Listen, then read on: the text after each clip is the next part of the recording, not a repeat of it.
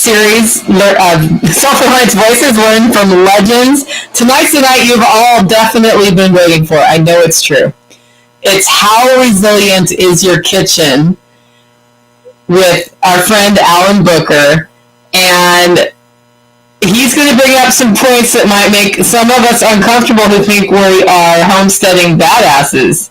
That's what's going to happen. Now, we're streaming this out on YouTube and Facebook and some other places today, so if you're seeing this for the first time tonight, this is Self Reliance Voices, which is a free webinar series that you can sign up for at selfreliancefestival.com/webinar. Just go to the page, scroll down, and it asks for your name, your email, and it asks you how you heard about it. You hit submit. If you don't tell me how you heard about it, that's fine. It's just that sometimes it's fun for me to see how you heard about it.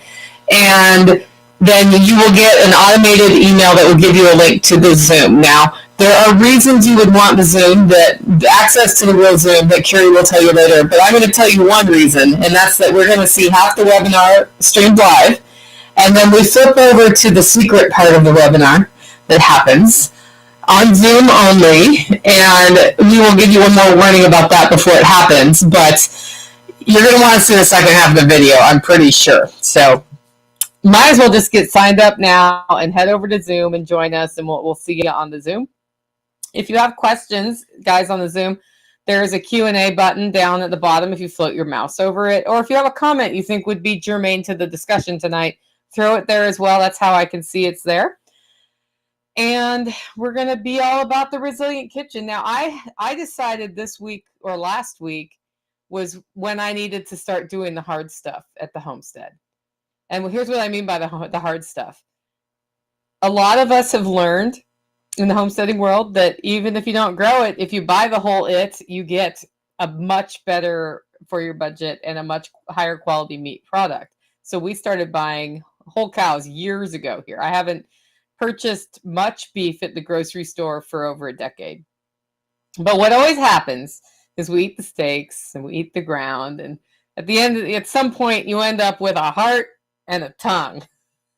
And I call those the hard cuts. Like, you don't just grow up typical American lifestyle learning how to cook a beef's tongue, but you can learn how to do it, and it is delicious. So last week I reached out to my friend Dawn Gorham, who does the volunteers at Self Reliance Festival, and she's managing the vendors at Self Reliance Festival this time. And I said, okay, Friday we're doing a live stream how to cook a cow's tongue, because we've been sort of playing with this idea of let's do a series of nose to tail cooking videos.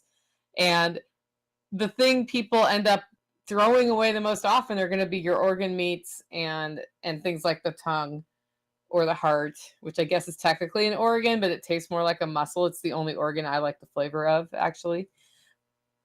Full disclosure.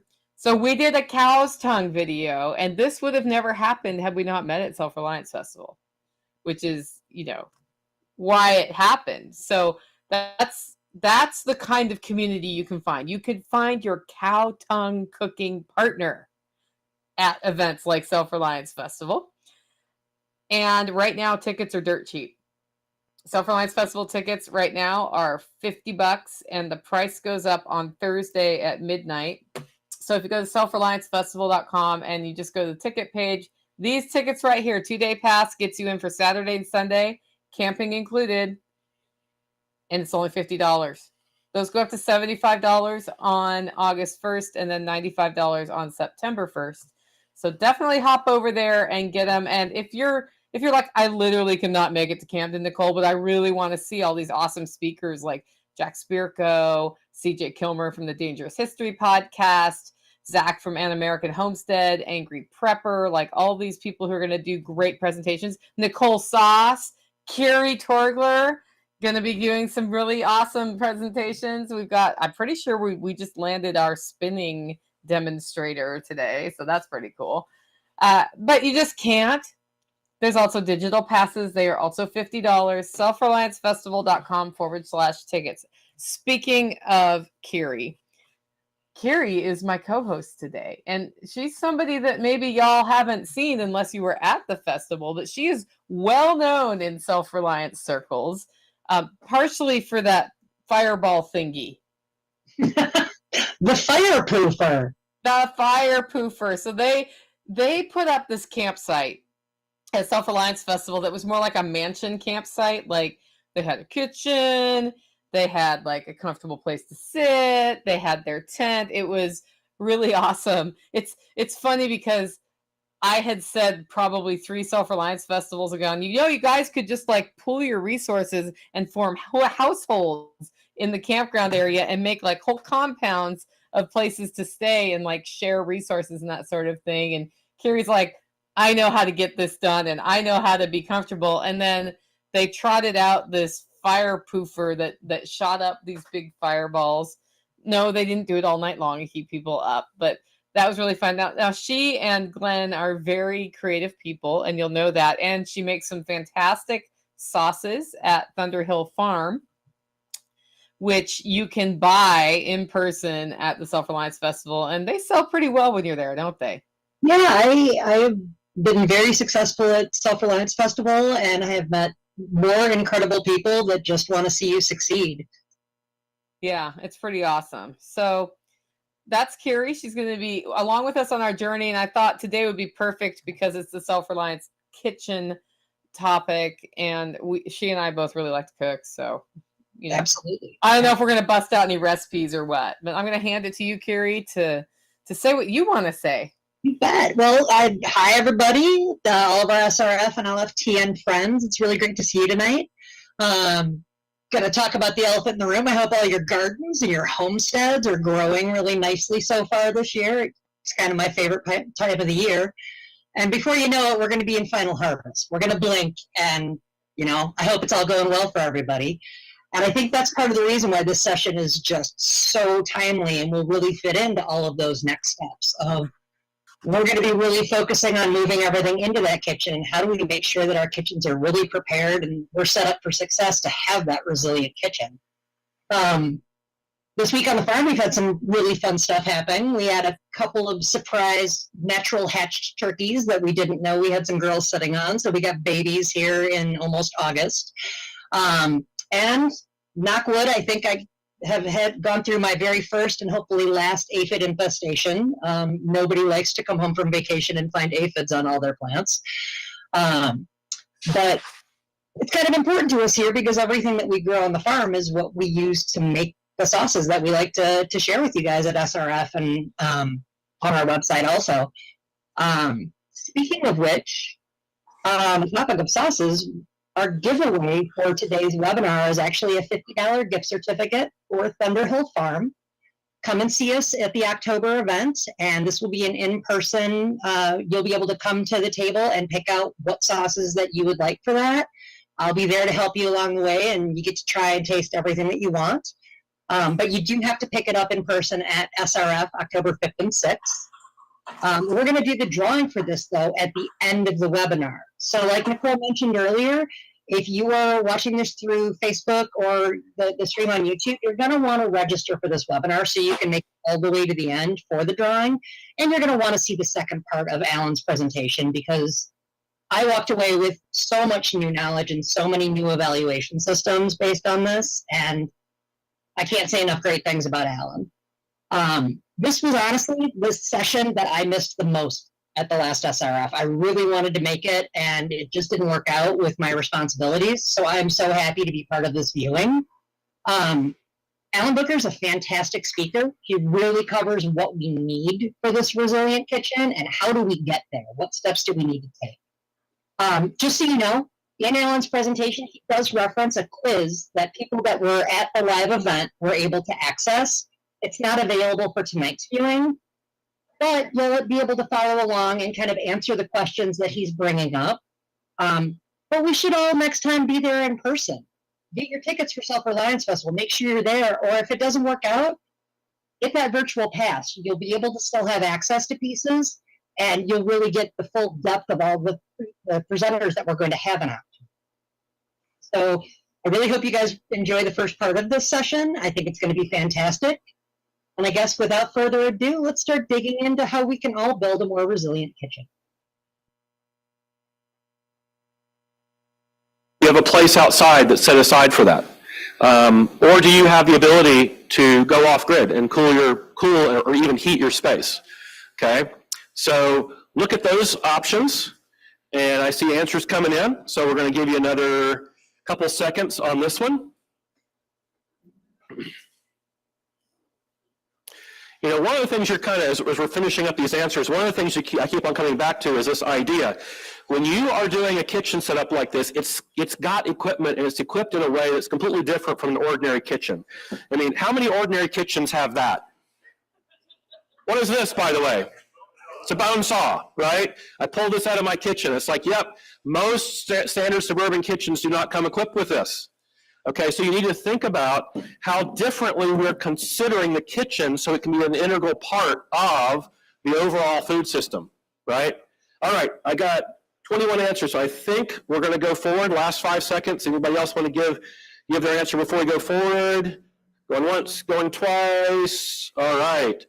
So we got a bunch of people at 2. That's our one.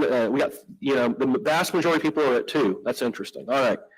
We got one person at a 5. Wow. Yeah. Okay. Let's go on now to number 4, water sources. Water sources. We'll break this down into 3 categories.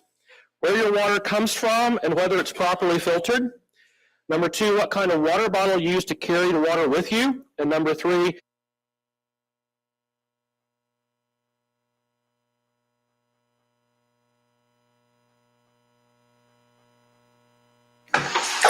Sometimes Nicole makes mistakes. Oh, like that one. I just realized I started it halfway through, so I'm going to start over, guys. Sorry about that. That was my bad.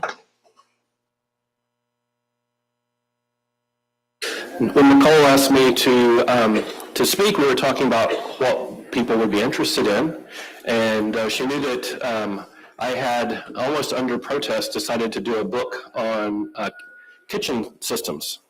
And it's one of those deals where, you know, I kept on looking around going, somebody must have done this, right? There's how many books are there on kitchen stuff? And somebody must have done this.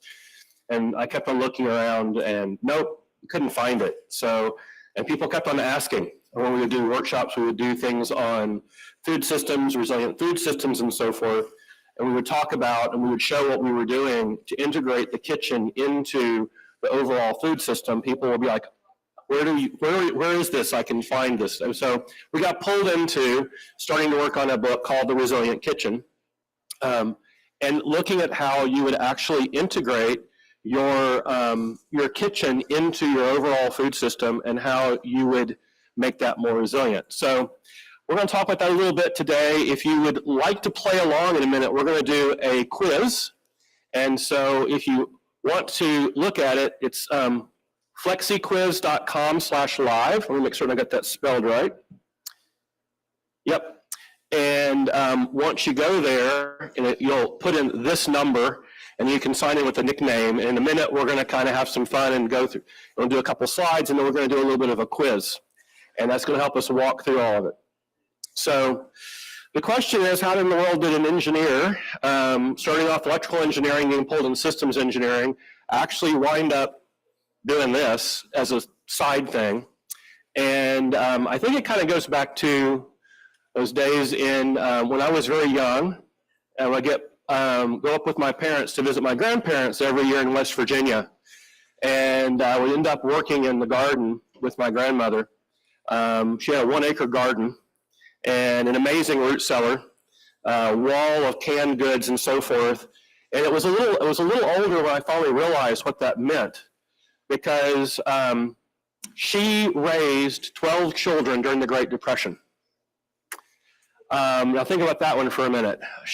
And so, you know, every time I see that little meme, you seen the meme with the grandmother-looking lady in the garden, and it says, Grandma survived the Great Depression because her supply chains were local and she knew how to do stuff, right? Every time I see that, I'm reminded of my grandmom. And because I would go up there and I would watch her cook fresh food from scratch coming out of the garden every day we were there.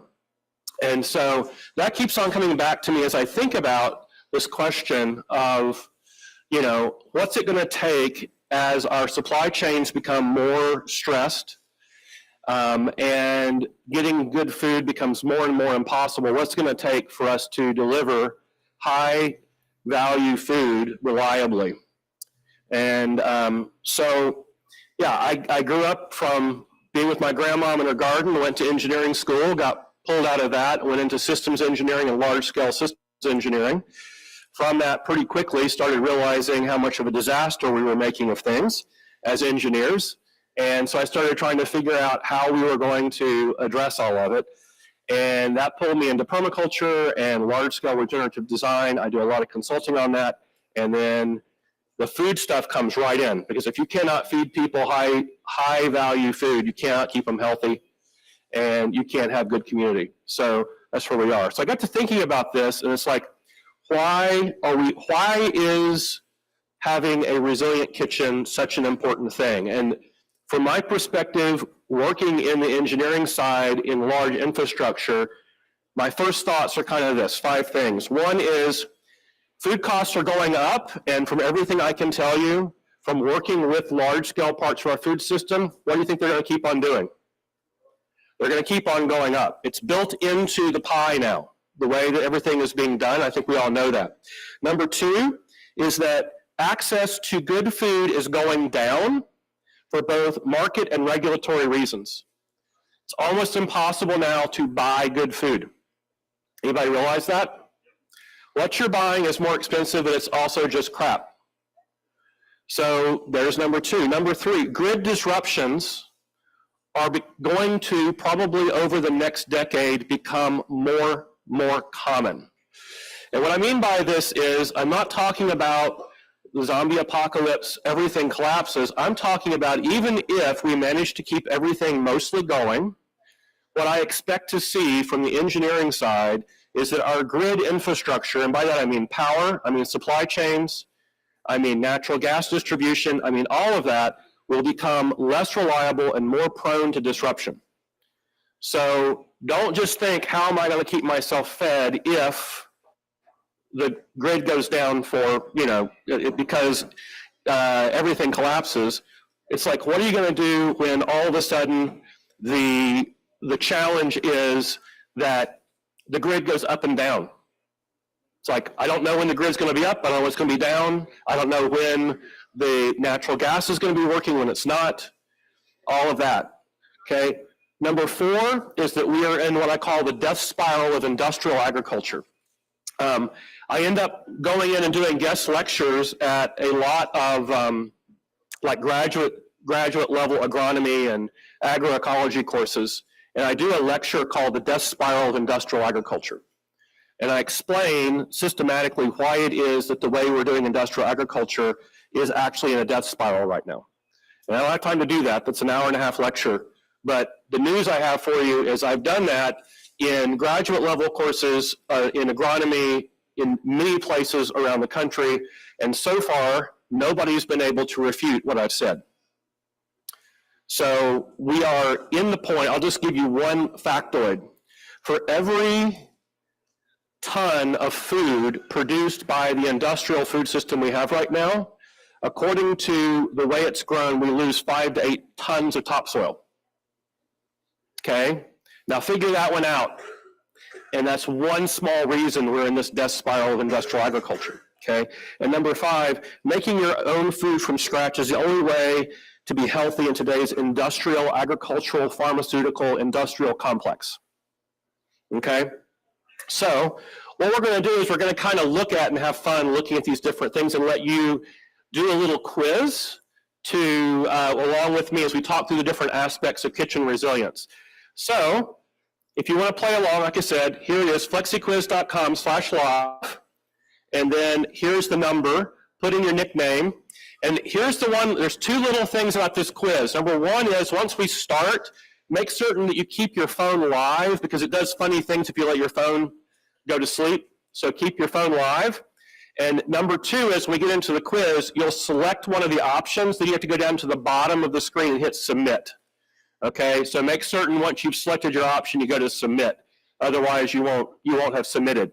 So those are the two little things. So I'm going to start this in just a moment, but while we're getting everybody online that wants to be online, I'm going to give you my bullet list of 12 things I thought about as what are the hallmarks of a resilient kitchen. Like, what does it look like? And so here's my list. 1, produces nutrient-dense real food with nutritional integrity. Number 2, it supports the health of the people it's feeding. Number 3, it creates value. Right? Number 4 is it saves you money. Number 5, it produces no waste, because waste is actually leaking money and leaking resources. Okay. Number 6, it functions off-grid when needed. Number 7, it connects to local food production and uses local food production, and then its outputs feed back into local food production. Number 8, it uses what is available locally that is in season plus what you have in storage. Number 9, it uses local distributed storage instead of massive centralized warehouses. The current system is, let's put all the food where? In a warehouse and do just-in-time distribution. A resilient kitchen, where do you think, what do? We distribute it, okay, and we use many points of distributed storage instead of a few points of concentrated storage, okay? It integrates into the nutrient cycle. That is, that all of the nutrients that we are going to be using in our system go right back into the food production system locally, okay? It functions as part of a regenerative sustainable system. I don't have too much time to get into that today. And then number 12, it supports community. It's a community building thing. To have a resilient kitchen is a highly community building thing. I think we saw that from the previous presentation that was going on. So what I'm going to do there is I'm going to start, and we're going to go through this quiz and together, and I'm going to go ahead and start it. And what's going to happen is you're going to get a couple of slides here that you'll be able to see. And for those of you who aren't on the quiz, I'm going to try to kind of like tell you what they're seeing on the slides right now. The first is one of the flow charts from the book, and it's called the Industrial Food System Flow. And what we're showing is basically extraction of natural resources in manufacturing a food-like substance that they try to feed to you, and then it goes into the landfill. That's what we're doing. That's part of the reason the whole thing is collapsing. The next slide that we're going to look at, and so I'm just showing these things really quickly to give you an idea of like what's in the book, is this. What does a resilient kitchen actually look like? Well, it shows how we're using food production, local food production, and coming into the kitchen and then producing very high quality meals, and then all the outputs from that, food scraps, everything else, are going right back in, and we're completing the nutrient cycle. So this is actually a closed cycle system instead of an extractive system. The next thing is the food shed zones. And again, I won't have time to go through all this. This is normally a whole discussion we get into. But what it's showing is this idea of what is your food shed? Where is your food coming from and how far? And it has some goals in it as to how much are you producing locally on your own land, how much is being produced in the community, how much is from farms that are within a 2-hour drive of you, and how much is coming from more than a 2-hour drive. And guess what our target is for more than a 2-hour drive? Less than 10%.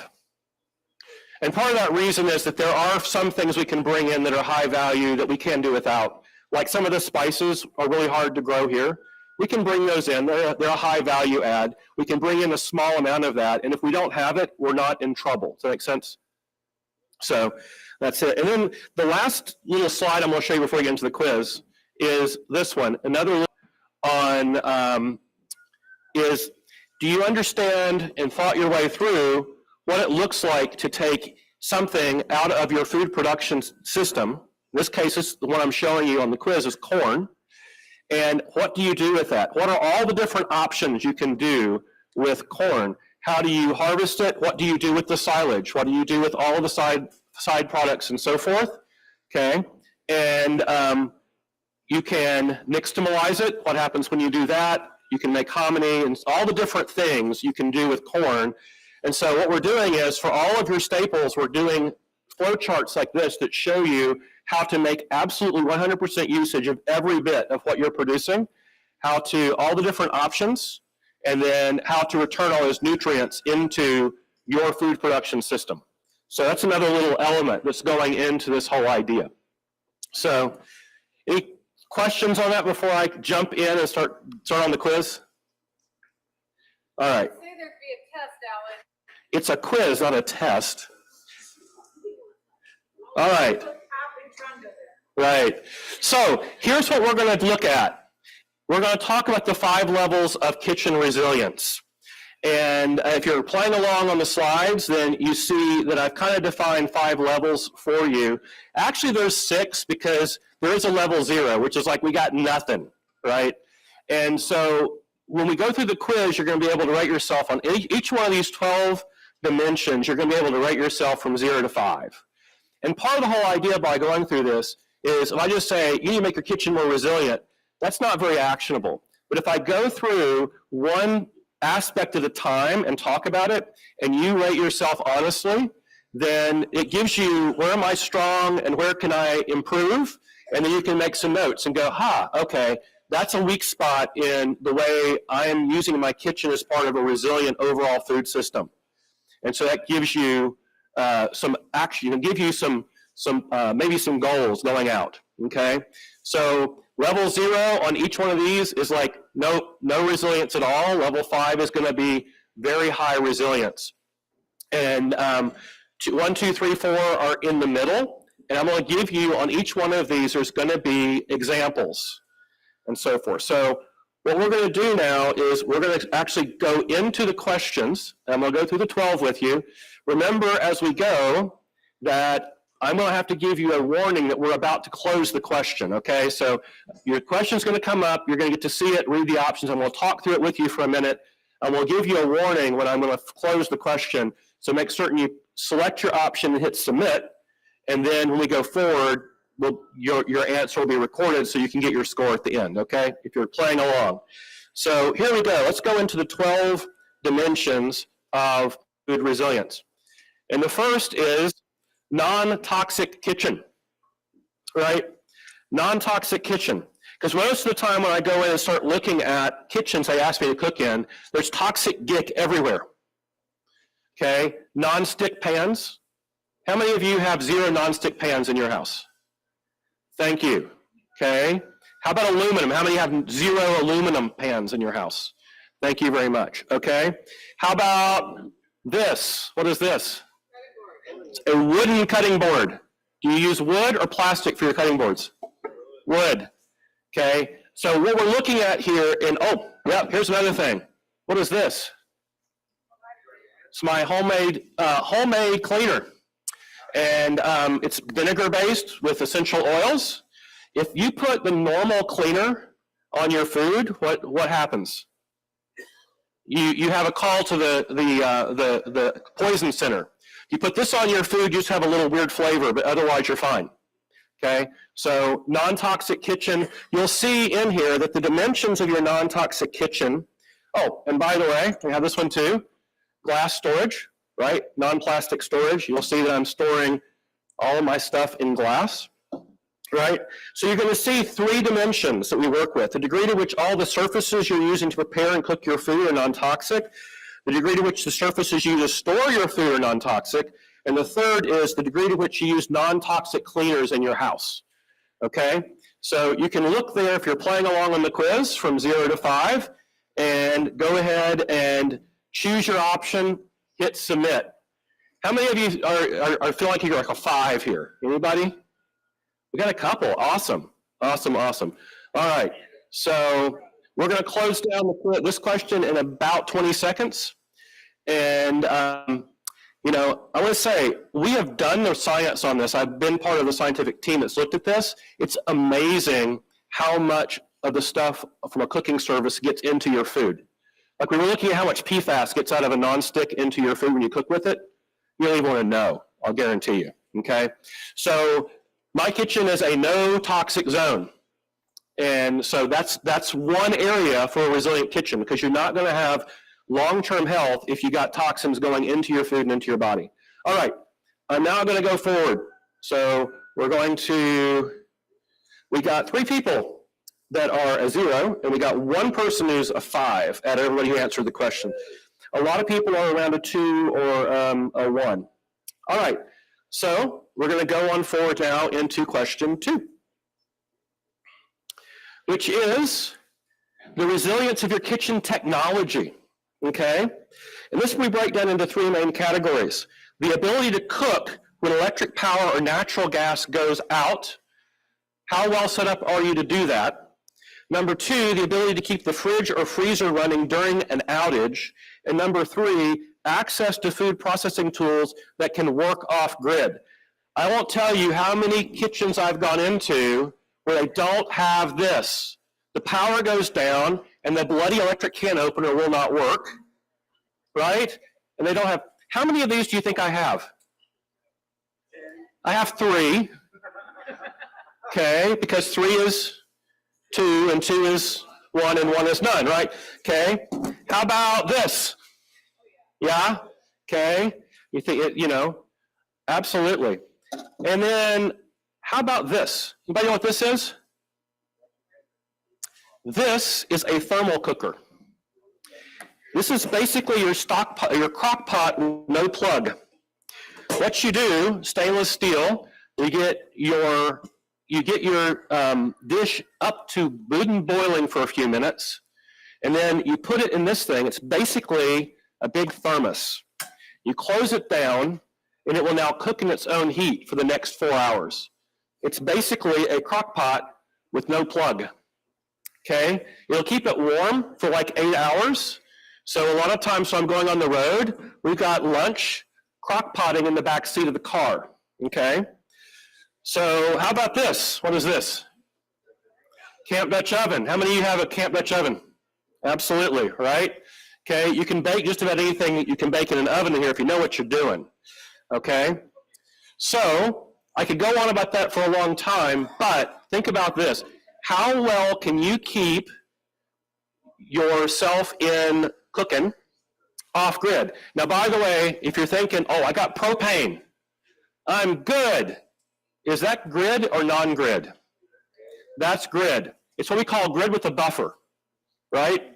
The electricity, if electricity goes down, you're out of business when?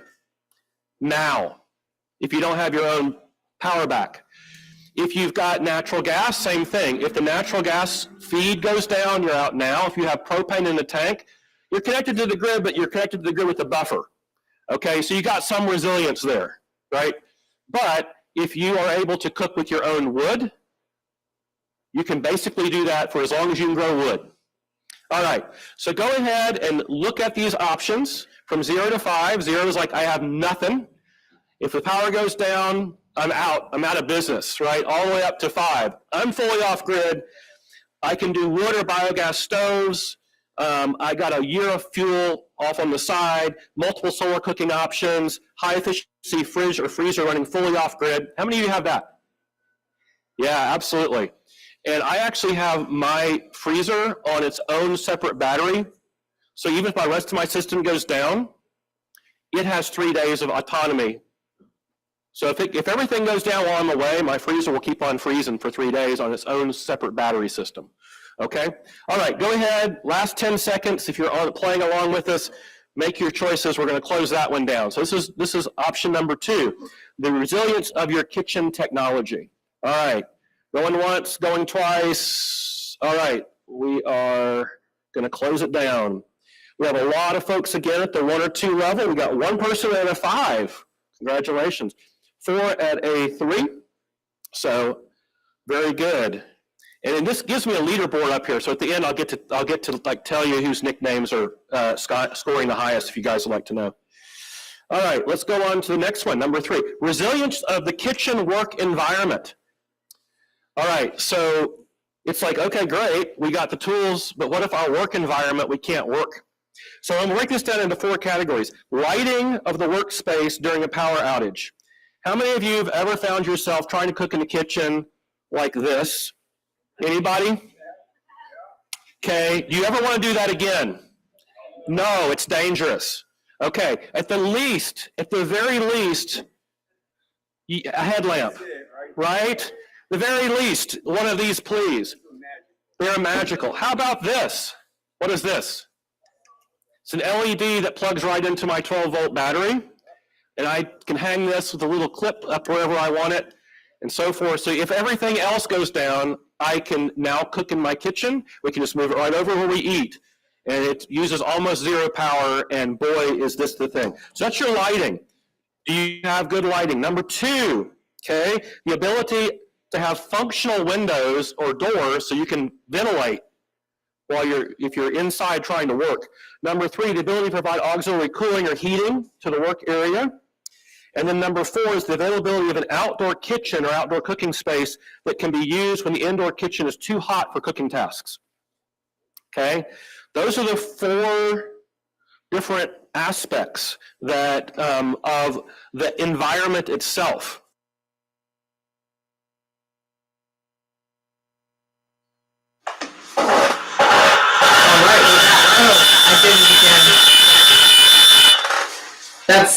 Zoom has a protection in place, guys, where I can't hear the video because I'm transmitting it, so it mutes me on my side to stop that horrible echo you just heard.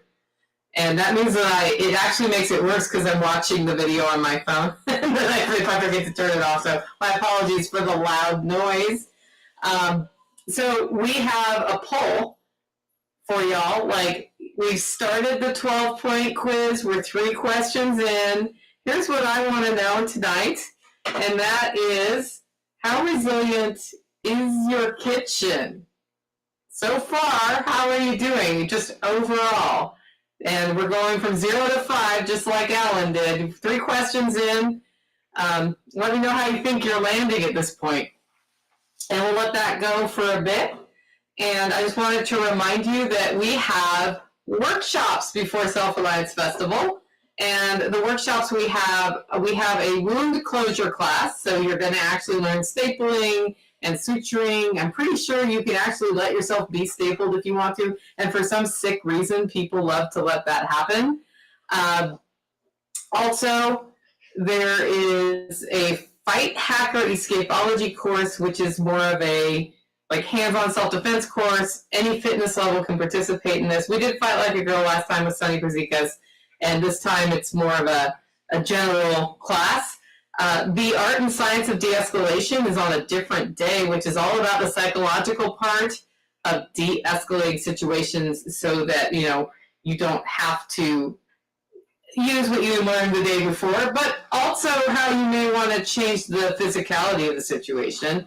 And then we have Self-Reliance Boot Camp on Friday, which is 6 or 8 instructors starting in the morning with fire, cooking with fire, using rock pots, processing a rabbit, cooking the rabbit, going all the way through the day, covering medical, herbal remedies, all sorts of really cool stuff. And we'll have a panel at the very end with anybody who happens to be ready to go in town. And I know Jack Spirko is going to be there for that one for sure. So those workshops ahead of time are something that a lot of people like to come do just as an add-on because they're in town anyway. That's also at selfreliancefestival.com/tickets. So this is the last reminder for my friends on YouTube and Facebook that we will be moving this webinar straight to the Zoom platform. So if you want to grab your spot on Zoom, make sure you have the link. Go to selfreliancefestival.com/webinar and sign up, and you'll get an automated email with the link to see the second half of Alan's presentation. So Kiri, you're muted, but what success stories is your one of your favorites from Self Reliance Festival? Because that's something that we love to talk about. Oh gosh, yeah. And there's just so many of them, which is I think one of the best things about Self Reliance Festival. Honestly, the one that comes to my head first is AJ with Simmerwell. I met AJ at the last SRF, and he was just launching Simmerwell, which he makes the most delicious bone broth and then freeze dries it for you. puts it in these great little packages, single serving packages that are really, really easy to use, and it's delicious. They're really kind of a perfect resource for homesteaders and people who are on the go that want to make sure that they're getting their nutrition. It's really super convenient. It doesn't hurt that AJ is really a absolutely fantastic human. We met at the last SRF, and I'm constantly impressed with what a brain he has for business. He is such a great numbers person. He's really thought out all of his process. And he's somebody that is just a joy to collaborate with, to bounce ideas off of. I know he was pretty active in the LFTN, SRF, and SOE communities, and really used his resources, which is one of my favorite sayings. He reached out to successful business people and thought leaders in our community and really talked to them about his ideas and what would make it a great, not just a great sell, but a great product that people would want to use. He really took advantage of those resources, and it's amazing to see what he has done with Simmerwell. AJ is really a doer, like the rest of us, and I think he's got an amazing story, and he's one of my favorite people in the Self Reliance Network, honestly. We also we're lucky in the Self Reliance community, specifically at SRF, that you have access as a new entrepreneur to people like Nicole, John and Amanda Willis, Evan Dixon from Radio Made Easy, Chuck Beeples from Homestead Medical, Sean Mills. All of these people you get to interact with, and they really want just success for everyone. So that's kind of my big success story, I think, that stands out to me for SRF. So do you want to look at that poll, Nicole? How are people rating themselves? That's a good question. Let's give people 10 more seconds if you want to get your answer in. We've got about a 77% participation rate at this time. Get your votes in, guys. Get your votes. Nerd out a little bit. Okay. We're going to end the poll. And then we're going to share the results. So we're all over the board. So it's great that it's anonymous because we'll never know who it is, but one of you put yourself at a 0. So the good thing about being at a 0 is there's nowhere but up from here. Like you literally can buy a headlamp and you've just made an improvement in your kitchen, right? And that's not terrible. It's not the end of the world. We've got about 14% at a 1. Same thing. There's a lot of upside. 33% of you are at a 2. 24% at a 3, and 24% at a 4. I wonder if that's going to change, but we might have to repeat this poll at the end or something. So we're all over the board on this one. It's not all, and nobody's willing to claim a 5. If Sean Mills was on, he could probably claim a 5, I'm going to guess. I think so too. Yeah, Sean. Yeah, the only thing is they're not in food production mode right now because they just moved back to their homestead, but yeah. Cool. Okay. So I was pretty happy to see. I feel like we're on our farm at about a 3.5. If I'm really looking at it, and I really do want to have a fully resilient kitchen, my life and business depend on it. I've got to get plastics under control. That and the nonstick. I foresee myself in the next couple of days planning for a yard sale. Oh, good. Yeah, I went to full-on cast iron a long time ago because I realized what was coming off the pans. And so that really worked in my favor. And I had one nonstick pan here for a very long time for when Mom came to town because she really wanted it. And finally, I'm like, let me show you how to use this small little cast iron skillet for your, whatever it is that you're afraid of sticking. So, yeah. So what do you think Alan's going to cook up or school us on next, Nicole? Oh, no, it should be fun. I'm looking forward to taking a lot more notes so that I can work on my resilient kitchen. I think everybody should get their pens and paper ready. Let's see. Be ready to go. Ready to go. Do it.